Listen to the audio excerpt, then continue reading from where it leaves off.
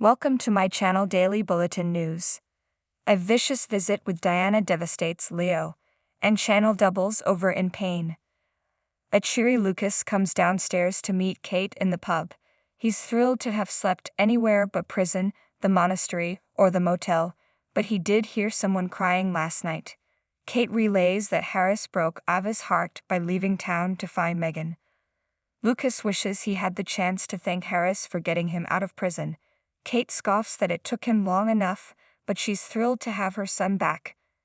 Not for long, Lucas retorts. Chad comes home from the Salem PD and tells Julie that Clyde was shipped off to Supermax. Jack enters, wondering why he'd want to see Weston again. He hopes he didn't have revenge fantasies in mind. Chad uneasily shifts and says he did, but ultimately couldn't pull the trigger. Jack is happy to hear it and says his goodbyes.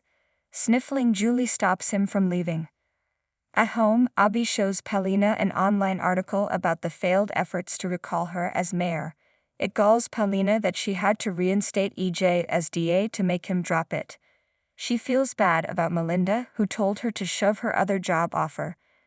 Now she needs a new head of sanitation.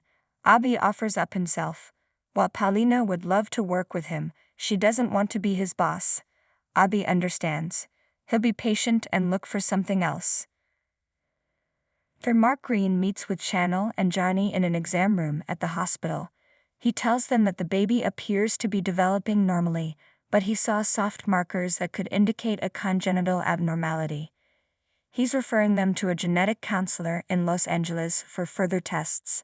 When Mark mentions his sister, Channel texts Felicity to meet up before they leave town. In the prison visitor's room, Leo nervously practices his prepared statements to his mother as she enters. Diana, refresh your memory on her, saunters to the table, reaching for his script. He pulls it away from her. Ridiculing him, she mocks his talk of therapy, wondering why he even needs it. Because of you, he shouts. He yells at her for being a bad mother, but she doesn't want to hear about his childhood traumas.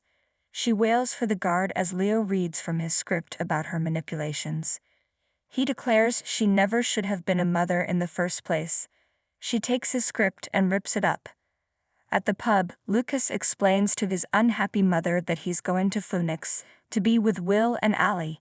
He needs to make amends for what he did to Sami. Kate blames herself, wondering if both he and Philip inherited their madness from her. Lucas dismisses her theory and assures her he'll return.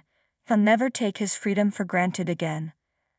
At the Horton house, Julie hesitates before giving Jack a time capsule to see if Jennifer can figure it out. After Jack leaves, Julie assures Chad she's not going to tell Jack anything. She doesn't even know what she'd say. Chad hoped he'd have good news before Jack left, but he wonders if they'll ever know at all. Since the feds won't let Chad talk to Clyde, he and Julie agree they'll have to figure out who the mystery woman is without him. Channel and Johnny come to the square where For Lease sign hangs in the Sweet Bits window. Everything feels so real now. Channel worries about the baby and if she's ready to be a mother. When Felicity joins them, she and Channel say how much they'll miss each other. Felicity gives them her very first stuffed animal for the baby.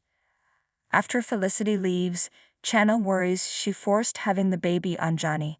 While it took him a while to warm up to the idea, after seeing the ultrasound pictures, he's completely on board. Johnny promises they will get through whatever life throws at them together. At the prison, Diana tells Leo she's not to blame for his degenerate lifestyle.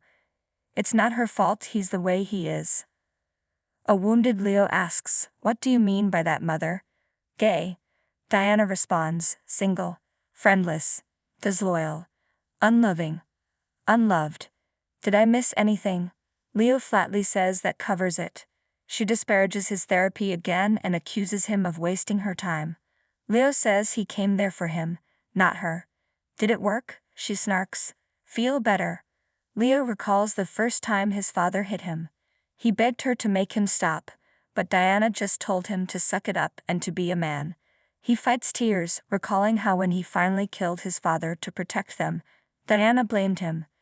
She had one job, to protect him, but she never did that. Leo asks if his mother is going to say anything. I'm at a loss actually, she says. And bored, if you must know. The next time he decides to visit, just don't. Leo assures her he won't and leaves. Diana's cold expression turns to a look of anguish.